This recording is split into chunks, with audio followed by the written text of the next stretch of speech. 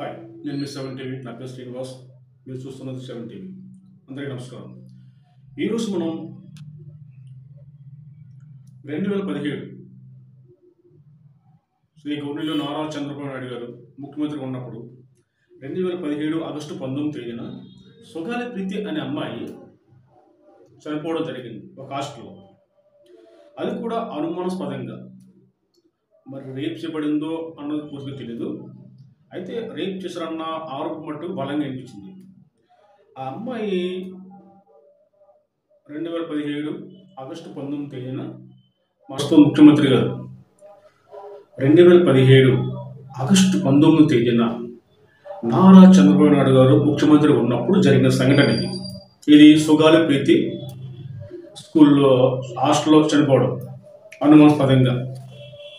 అయితే చంద్రబాబు గారి ప్రభుత్వం ఆ హాస్టల్ యాజమాన్యాన్ని అరెస్ట్ చేసి కోర్టులో ప్రొడ్యూస్ చేసి వాళ్ళకి శిక్ష వేశారు. ఇది వాళ్ళ హాస్టల్లో జరిగింది కాబట్టి. అయితే తర్వాత వాళ్ళు బెయిల్ మీద బయటకు వచ్చారు. తర్వాత కార్యక్రమం చేసుకుంటూ జరిగింది. 2017 నుంచి 2019 దాకా నారా చంద్రబాబు నాయుడు గారు సీఎంగా ఉన్నారు, కొనసాగారు. అయితే ఈ కేసు అప్పుడు నత్తనడకను సాగింది.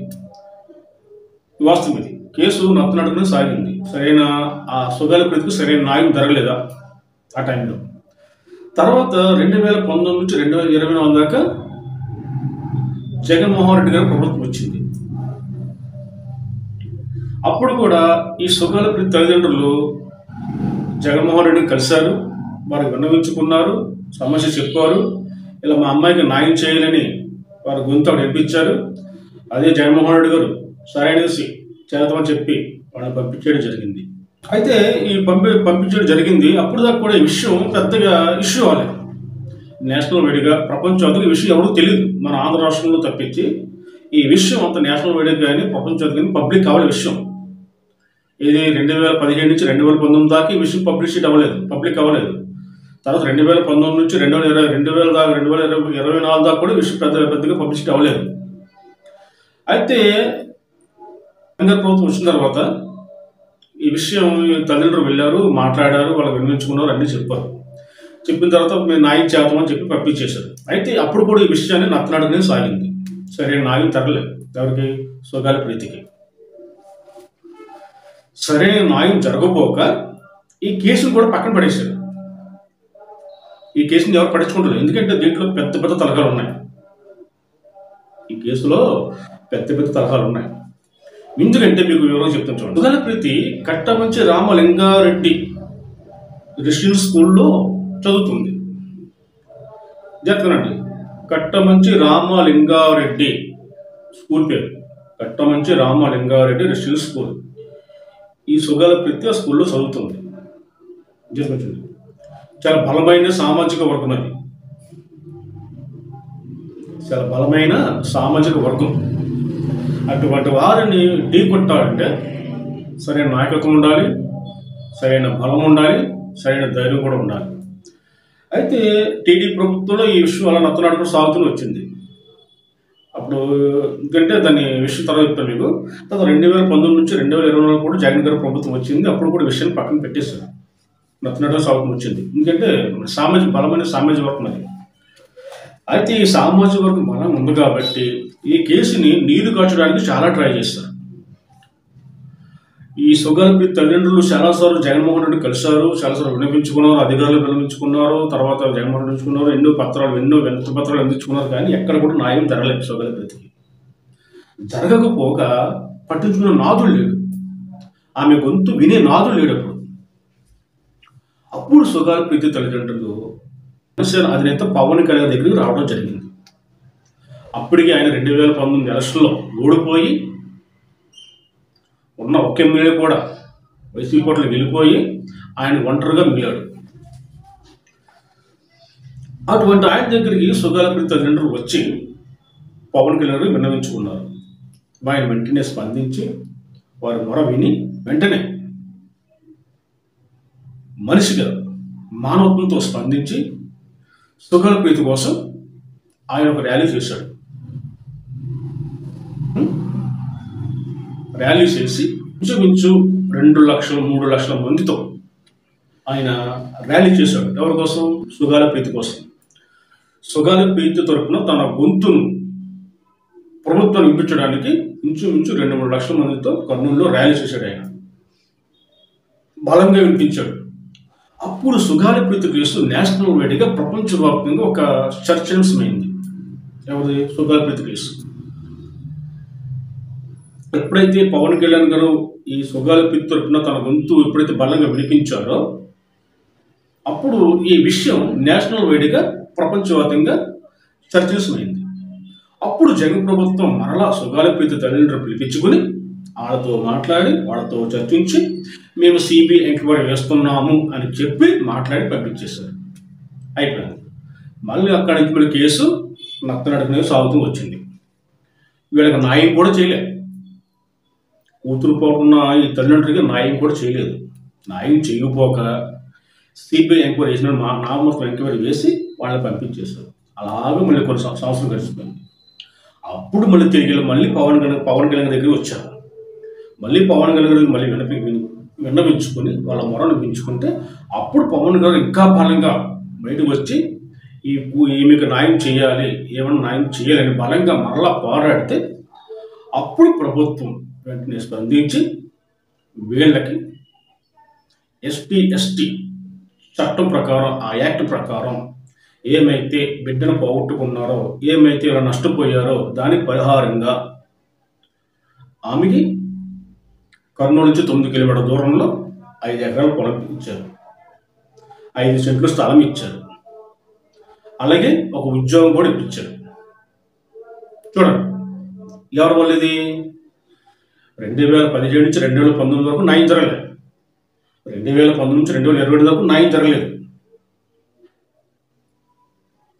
ఈ సుగాలి ప్రీతి తల్లిదండ్రులు పడుతున్న నాదుడే లేడు. ఎప్పుడైతే పవన్ కళ్యాణ్ గారు బలంగా వెనకాల నిలబడ్డాడో పోరాడారో అప్పుడు ఈ కేసుపై స్పందించి కేసుపై విచారించి జరిపించి వీళ్ళ తత్వరమే ఎస్టీ యాక్ట్ ప్రకారం ఆ చట్ట ప్రకారం వీళ్ళకి ఏమైతే చెందాలో ఆ చట్ట ప్రకారం వీళ్ళకి అన్ని సమకూర్చి వీళ్ళని ఆదుకోవడం జరిగింది. అయితే సుగాలి ప్రీతి ఆ యొక్క డెత్ మిస్టరీ అన్నది అలాగే ఉండిపోయింది. అయితే మీ సుగాలి ప్రీతి తల్లి కొంతమంది ఆరోపణలు చేశారు. ఇప్పుడు ఆ ప్రభుత్వం ఉన్నప్పుడే జగన్ రెడ్డి గారు ప్రభుత్వం ఉన్నప్పుడే వీళ్ళ మాకు అనుమానాలు ఉన్నాయి, వీళ్ళ బ్లడ్ శాంపుల్ చేసి మాకు DNA పరీక్షలు చేసి మాకు న్యాయం చేయాలనేసి చేశారు. ఎవరు సుగాలి ప్రీతి తల్లిదండ్రులు చేశారు. బాగానుంది. అయితే ఆ కేసు అలాగే నత్తనాడు సాగుతుంది. మరలా ఇప్పుడైతే సుగాలి ప్రీతి తల్లిదండ్రులకి 5 ఎకరాల భూమి 5 సెంట్లు ఇళ్ల స్థలము ఉద్యోగం ఇచ్చారు. తర్వాత వీళ్ళ గొంతు మళ్ళీ బయటికి రాలేదు. వినండి, వీళ్ళ గొంతు మళ్ళీ బయటికి రాలేదు. 2024 దాకా గొంతు బయటికి రాలేదు. వీళ్ళ గొంతు నూకేస్తారు. ఆ రోజు మరి ఏం మాట్లాడుకుని ఆ రోజు మళ్ళీ నోరు ఎత్తలేదో ఏం చేయలేదు ఎవరికి తెలియదు. వీళ్ళ గొంతుకు మళ్ళీ బయటికి రాలే. 2000 ఎప్పుడైతే ఈ సుగాలి ప్రీతి తల్లిదండ్రులకి 5 ఎకరాల భూమి 5 సెంట్లు ఇళ్ల స్థలము ఒక ఉద్యోగం ఇచ్చారో ఆ రోజు నుంచి కూడా 2025 నిన్న మొన్నటి దాకా కూడా ఆమె బయటికి రాలే, నూరెత్తలే. చూడండి 2019 నుంచి 2024 దాకా ఎవడో వైసీపీ ప్రభుత్వం మీద ఎవడో తిరగబడితే ఇంట్లో వచ్చి కొట్టేవారు. అటువంటి టైంలో ఏంటి 40 సంవత్సరాల అనుభవం ఉన్న చంద్రబాబు నాయుడు గారు తీసుకెళ్లి జైలు పెట్టారు. అప్పుడు కూడా ఎవరు బయటికి ధైర్యం చేసి మాట్లాడి బయటకు ఎవరు రాలే. కానీ పవన్ కళ్యాణ్ గారు నిలబడి ఈ వైసీపీ ప్రభుత్వం మీద నిలబడి పోరాడి సుగాలి ప్రీతి కేసుని తత్వర న్యాయం జరగాలని పోరాడి నిలబడి ఏకైక వ్యక్తి పవన్ కళ్యాణ్ గారు. ఇది వైసీపీ ప్రభుత్వం మీద గుండె ధైర్యంతో మగాడిగా నిలబడ్డవాడు ఒక పవన్ కళ్యాణ్ గారు మాత్రమే. ఇదే విషయం చంద్రబాబు నాయుడు విషయంలో కూడా ఇదే విషయం జరిగింది. ఎవ్వరు కూడా అందరూ స్తబ్దైపోయారు ఇంకా. కానీ పవన్ కళ్యాణ్ ఒక్కరే చంద్రబాబు నాయుడు గారికి వెన్నంటూ ఉండి నేనున్నాను అదే పడకు అని ధైర్యం చెప్పిన ఏకైక వ్యక్తి పవన్ కళ్యాణ్ గారు. ఒకే ఒక్క మగాడు. ఇది వాస్తవం. అలాగే ఆ వైసీపీ ప్రభుత్వంలో వీళ్ళకి వెండు దొండుగా ఉండి నిలబడి పోరాడిని పవన్ కళ్యాణ్ గారిని ఈరోజు సుగాలి ప్రీతి తల్లిదండ్రులు ఏమంటున్నారో పబ్లిక్ అందరూ వింటున్నారు. ఆ రోజు వైసీపీ ప్రభుత్వం ఎదిరించే మనగడ లేడు అసలు. అంత ధైర్యం కూడా ఎవరు చేసేవారు కాదు అసలు. కానీ ఒక పవన్ కళ్యాణ్ మాత్రం ఆ రోజు నిలబడి పోరాడినందుకు ఆమెకి న్యాయం జరిగింది. ఏది 5 ఎకరాల పొలం ఇచ్చారు, 5 సెంట్ల స్థలం ఇచ్చారు, ఒక ఉద్యోగం ఇచ్చారు. కానీ సుగాల ప్రీతి కేసు మరుగున పడేశారు ఎవరు? వైసీపీ ప్రభుత్వం. ఆ రోజే సుగాల ప్రీతి తల్లిదండ్రులు ఆ రోజే మరలా నిలబడి మా అమ్మాయికి న్యాయం చేయని వైసీపీ ప్రభుత్వం మీద పోరాడి ఉంటే అదే పవన్ కళ్యాణ్ గారు ఆ రోజు మళ్ళీ మీకు వెన్నంటే నిలబడేవాడు. కానీ మీరు పోరాడలేదు, మీరు అడగలేదు, మీరు తాయిలాలు తీసుకుని లాలూచిపడి లబ్ధి పొంది వైసీపీ ప్రభుత్వం మీద మీరు ఏలెత్తి చూపలేకపోయారు. సుగాల ప్రీతి తల్లిదండ్రులు ఈ రోజు మీరే మాట్లాడడం పవన్ కళ్యాణ్ గురించి, ఈ రోజు మీరే ఏలెత్తి చూపించిన పవన్ కళ్యాణ్ గురించి మీరు బయటకు వచ్చి మాట్లాడతారా? అదే రోజు మీరు నిలబడి ఆ వైసీపీ ప్రభుత్వం నిలబడి ఉంటే ఈ రోజు మీ బిడ్డకు న్యాయం జరిగేది. ఇప్పుడు పవన్ కళ్యాణ్ అధికారం వచ్చారు కాబట్టి అండ్ ఇప్పుడు సింగ్ ఉన్నారు కాబట్టి ఆ రోజు గుర్తు లేని అంశం మరలా ఈ రోజు నువ్వు లేవనెత్తుతున్నావు అంటే నువ్వు ఎవరికి లాలించి పడ్డావు, నువ్వు ఎవరికి అమ్ముడుపోయావు. నువ్వు ఈ రోజు నీ బిడ్డ గుర్తొచ్చిందా? వైసీపీ ప్రభుత్వంలో గుర్తుకు రాని నీ బిడ్డ, తాయిలాలు తీసుకున్న తర్వాత గుర్తుకు రాని నీ బిడ్డ మరలా ఇప్పుడు నీ బిడ్డ గుర్తొచ్చిందా నీకు? ఏమ్మా మరలా ఇప్పుడు నీ బిడ్డ గుర్తొచ్చిందా నీకు? ఆ రోజు పవన్ కళ్యాణ్ నీ వెంట లేకపోతే, పవన్ కళ్యాణ్ గారు నీ గురించి స్పందించకపోతే ఈ రోజు నీకు ఈ న్యాయం జరిగేది కాదు. అయినా పవన్ కళ్యాణ్ గారు ఎప్పుడైతే పదవిలోకి వచ్చారో వెంటనే మీ కేసును తీసి సుగాల ప్రీతి కేసు ఏమైంది అని ఎంక్వైరీ చేసి కనుక్కొని ఆ కేసును ఫైల్ ముందు కదిలించారు ఆయన. ఈ విషయం మీకు తెలియదు. కానీ వైసీపీ ప్రభుత్వంలో మీరు ఎవరైతే ఆరోపణ చేశారో, మీరు ఎవరైతే నిందితులు పేర్కొన్నారో ఈరోజు మీ అమ్మాయి ఉంటున్న ఆ శాంపిల్స్, డిఎన్ఏ శాంపిల్స్, ఈ డిఎన్ఏ శాంపిల్స్ మ్యాచ్ కావడం లేదు. ఎక్కడ జరిగింది ఇది? ఈ పొరపాటు ఎక్కడ జరిగింది? వాళ్ళు ఇచ్చే తాయిలాలకి లొంగకుండా ఉండి నాకు బిడ్డగా న్యాయం చేయండి, తర్వాత నాకు ఇవి ఇవ్వండి అని మీరు ఆ రోజు నువ్వు పోరాడగలిగితే ఆ రోజు నీ వెనకాల పవన్ కళ్యాణ్ నిలబడ్డారు. ఆ రోజు నీ వెనకాల ఆ రోజు నువ్వు అదే పోరాటం సాగించితే నీ బిడ్డగా న్యాయం జరిగేది. కానీ నువ్వు ఎక్కడైతే లాలచి పడ్డావో, ఎక్కడైతే అమ్ముడుపోయావో ఆ రోజు మరల నీ గొంతు వినిపించలేదు. నువ్వు నీ కూతురు కోసం మరల నీ గొంతుకు నువ్వు వినిపించలేదు. వైసీపీ ప్రభుత్వం ఉన్నంత కాలం కుక్కుని పెరిగిపడి ఉన్నాను.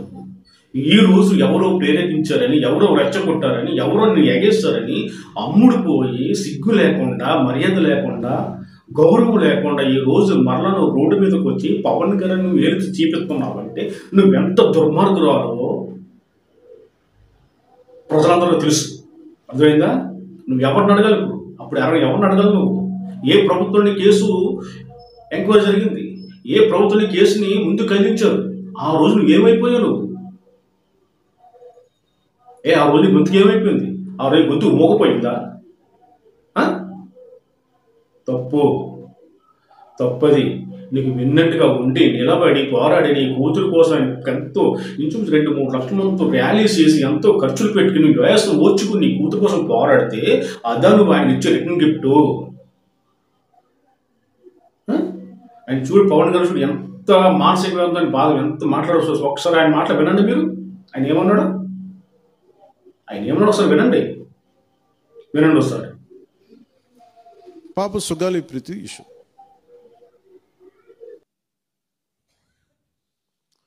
పండ్లున్న చెట్టుగా రాళ్ళు పడతాయంటారు. ఎవరైతే చేయూతనిస్తారో, ఎవరైతే ఆదరిస్తారో వాళ్ళని తిడితే ఎట్లాగా? అసలు ఈరోజు సుగాలి ప్రీతి అనే కేసు ఎలా ఎక్కడి నుంచి బయటకు వచ్చింది మీరు చెప్పండి. ఇలాంటి అన్యాయం జరిగిందని ఎవరికి తెలుసు? ఈ రోజున గత ప్రభుత్వం 2019, 2024లో ఒక ప్రభుత్వం మీద, అప్పుడు ముఖ్యమంత్రి మీద మాట్లాడటానికి అసలు ఎవరికైనా ధైర్యం ఉందా?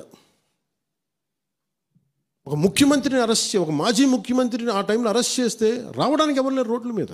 అలాంటి పరిస్థితుల్లో ఓడిపోయి 2 చోట్ల ఓడిపోయి ఉన్న ఒక ఎమ్మెల్యే వాళ్ళ పార్టీకి వెళ్ళిపోతే ఏ మానసిక స్థైర్యం, ఏ ధైర్యం, ఏది ఉంటుంది చెప్పండి ఎవరికైనా? మరి అలాంటి సమయంలో నేను ఒక తల్లి పడ్డ వేదన తీసుకున్నాను. నాకే సరదానా 2 లక్షల మంది జనం మధ్యలో నడుచుకుంటూ వెళ్ళి ఆ సమస్యను హైలైట్ చేసి వాళ్ళు సిబిఐకి ఇచ్చారు. సిబిఐకి ఇస్తే మన ఇంటర్నల్ పేపర్ వర్క్ మనకి ఎలా తెలుస్తుంది? ఇంటర్నల్ పేపర్ వర్క్ వాళ్ళు ఇస్తే వాళ్ళు ఏంటంటే జీవో రిలీజ్ చేశారు. మా దగ్గర నుంచి వెళ్ళింది కానీ ఎక్కడికి వెళ్ళాలో అక్కడి నుంచి ప్రొసీడ్ చేయాలి, అక్కడ ఆపేశారు. హోంశాఖ నుంచి వెళ్ళింది సెక్రటేరియట్లో ఎక్కడో నెక్స్ట్ ఫైల్ ఢిల్లీకి వెళ్ళాల్సిన అక్కడ ఆపేశారు. మేము హోంమంత్రికి మేము సిబిఐకి పంపించేసాం అంటే లెటర్ చేశారు, లాక్ చేసి లాకర్లో పెట్టారు. ఇది జరిగింది. ఈ ప్రాసెస్లో ఏం చేశారు, వాళ్ళకి ఈ కేసు కొంచెం సెన్సిటివ్ కేసు కాబట్టి మీకు చెప్తాను. సుగాలి ప్రీతి నేను ఎందుకు కొంచెం సున్నితంగా మాట్లాడాలి ఈ విషయం ఏదంటే, మీకు ఒక అన్యాయం జరిగినప్పుడు, ఎవరికైనా ఒక అన్యాయం జరిగినప్పుడు మనం ఏం చేస్తామంటే నాకు ఆ వ్యక్తికి శిక్ష పడాలి, ఇంకింతే ఉండాలి. వాళ్ళు ఏం చెప్తున్నారంటే ఎవరైతే ఈ వెనకున్నారో మరి గవర్నమెంట్ ద్వారా వచ్చారు కాకపోతే ప్రభుత్వం ఎలా వచ్చారో వాళ్ళు ఏం చేశారంటే మనం పెట్టిన ఒత్తిడి ఆ రోజు 2 లక్షల మంది మనం జనంతో తీసుకెళ్ళి అది నేషన్ వైడ్ ఇష్యూ అయ్యేటప్పటికి వాళ్ళు చేసింది ఏంటంటే మనం చేసిన పోరాటం వల్లే ఎస్సీ ఎస్టీ అట్రాసిటీ కేసు బాధితులకు చట్ట ప్రకారం ఇచ్చే ప్రయోజనాలు పరిహారాలు వారి కుటుంబానికి దక్కాయి. కర్నూలు రూరల్ మండలం దిన్నెదేవరపాడులో 5 ఎకరాల వ్యవసాయ భూమిని కేటాయింపబడింది. ఆ గ్రామం కర్నూలు నగరానికి 9 కిలోమీటర్ల దూరంలో ఉంది. ఈ రోజున మార్కెట్ వాల్యూ కనీసం ఎకరాకి అది వాళ్ళు చెప్పడం మీరు క్రాస్ చెక్ చేసుకుని 2 కోట్ల వరకు ఉంటుందని చెప్తా ఉన్నారు. వీరి కుటుంబానికి కర్నూలు కార్పొరేషన్లో కల్లూరు వద్ద 5 సెంట్ల ఇంటి స్థలాన్ని కేటాయింపు చేసిన ప్రభుత్వం. సెంటు 10 లక్షల నుంచి 15 లక్షల వరకు ఉంటుంది. పాప 2 తల్లిదండ్రులకి రెవెన్యూ శాఖలో జూనియర్ అసిస్టెంట్గా ఉద్యోగం ఇవ్వడం అయింది. ఇది కాకుండా ఇవి మన పోరాటం వల్ల ఒత్తిడి పెట్టడంలో వచ్చినాయి. ఇవి కాకుండా నేను ఫస్ట్ టైం ఛార్జ్ తీసుకోగానే మొదట చెప్పిన మాట పాపకి న్యాయం జరగాలి, ఏమేమి జరిగిందని సిఐడి చీఫ్ని నేనే తెలియజేశాను. డీజీపీ గారికి పంపించాను, అప్పుడు డీజీపీ గారికి తిరుమలరావు గారు, అలాగే సిఐడి అధికారులకు చెప్పాను, ఉన్నతాధికారికి, హోమ్ మినిస్టర్ గారికి చెప్పాం. ఇవన్నీ చెప్తే పోలీసు సిఐడి వాళ్ళు చెప్పింది ఏంటంటే అసలు అప్పట్లోనే ఎవరైతే దీని వెనక కుట్ర వెనక ఉంది ఇవన్నీ చెప్తున్నారో ఏ డిఎన్ఏ తారుమారు చేశారు. ఎలా తారుమారు చేసి ఉండాలి? ఈ ఒత్తిడిలో వీళ్ళకి భూములు అవి ఇవి ఇచ్చేసి మరి ఏం చెప్పారు నాకు తెలియదు కానీ వాళ్ళు నాకు తెలిసి వాళ్ళు ఈరోజు పోలీసు చెప్తుంది ఏంటంటే సాక్ష్యాలు వీళ్ళు చెప్తున్న వ్యక్తుల మీద వాళ్ళ డిఎన్ఏకి దీనికి మ్యాచ్ కావట్లేదు. ఇది వాస్తవం. కోర్ట్స్ ఏం చేస్తాయి, పోలీసు ఏం చేస్తారు, దీన్ని కూర్చోబెట్టి ఎందుకు చెప్తున్నానంటే ఇది వివేకానంద రెడ్డి గారిని చంపేశారని తెలుసు అందరికీ. ఎవరైతే చేస్తున్న నిందితులు ఉన్నారో వాళ్ళు ఒక్కొక్కరుగా చంపేస్తున్నారు. మరీ గత 5 సంవత్సరాల్లో ఇట్స్ క్లాసిక్ కేసెస్ ఇవి. ఈ ప్రక్షాళనకే పూనుకున్నాం. ఇద్దరిని పండించేది తిన్న ఇంటి వాసులు లెక్క పెడుతుంటే ఇదే, తిన్న ఇంటి వాసులు లెక్క పెడుతుంటే ఇదే. నీ కోసం పోరాడిన వ్యక్తి, నీ కోసం నిలబడిన వ్యక్తి ఆ రోజు కూడా వైసీపీ ప్రభుత్వం ఎదిరించే మనగడను ఎవడో లేడు అసలు. అటువంటి టైంలో నీ బిడ్డ కోసం నీ కోసం నిలబడి పోరాడితే నువ్వు ఆయనకి ఇదే ఇచ్చే మర్యాద, ఆయన ఇచ్చే ఇదే గౌరవం. ఏమ్మా నువ్వు ఆయన ఇచ్చే గౌరవం ఇది? పార్వతి నాయక్ గారు అండ్ రాజు నాయక్ గారు ఇదే మీరు ఆయన ఇచ్చే గౌరవం. ఆయన వల్ల మీరు లబ్ధి పవన్ కళ్యాణ్ గారు మీరు లబ్ధి పొందారు కదా. ఆయన పోరాటం వల్ల మీకు 5 ఎకరాల పొలం వచ్చింది, 5 ఎకరాల భూమి వచ్చింది, 5 ఎకరాల స్థలం వచ్చింది, ఒక ఉద్యోగం వచ్చింది. ఎవరి వల్ల ఇది? పవన్ కళ్యాణ్ గారు మీ కేసుని, మీ సమస్యని నేషనల్ వైడ్గా ప్రపంచవ్యాప్తంగా ఆయన తీసుకెళ్లారు కాబట్టి మీకు ఈరోజు ఈ న్యాయం జరిగింది. మీకు ఇంకా న్యాయం జరుగును అదే రోజు మీరు నిలబడి మరలా వైసీపీ ప్రభుత్వం మీరు అడిగి నిలబెడితే మీ కూతురికి సత్వరం న్యాయం జరుగును. కానీ ఈరోజు మీ కూతురు విషయంలో చాలా వయసు ప్రొప్పులు చాలా అవకతవకలు జరిగినాయి. మీరు ఎవరైతే నిందితుడికి పేర్కొన్నారో ఈరోజు ఆ డిఎన్ఏ శాంపుల్ మొత్తం మార్చేశారు.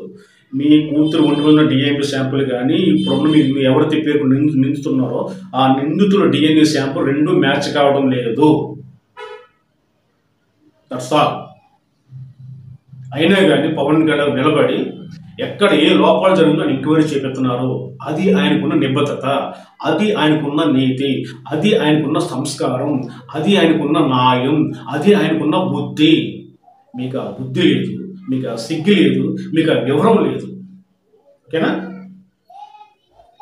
హాయ్ ఫ్రెండ్స్, మీకు ఈ వీడియో నచ్చితే లైక్ చేయండి, షేర్ చేయండి, కుదిరితే సబ్స్క్రైబ్ చేసి నన్ను ఎంకరేజ్ చేయండి. ఓకే, బాయ్, ఉంటాను. జై హింద్.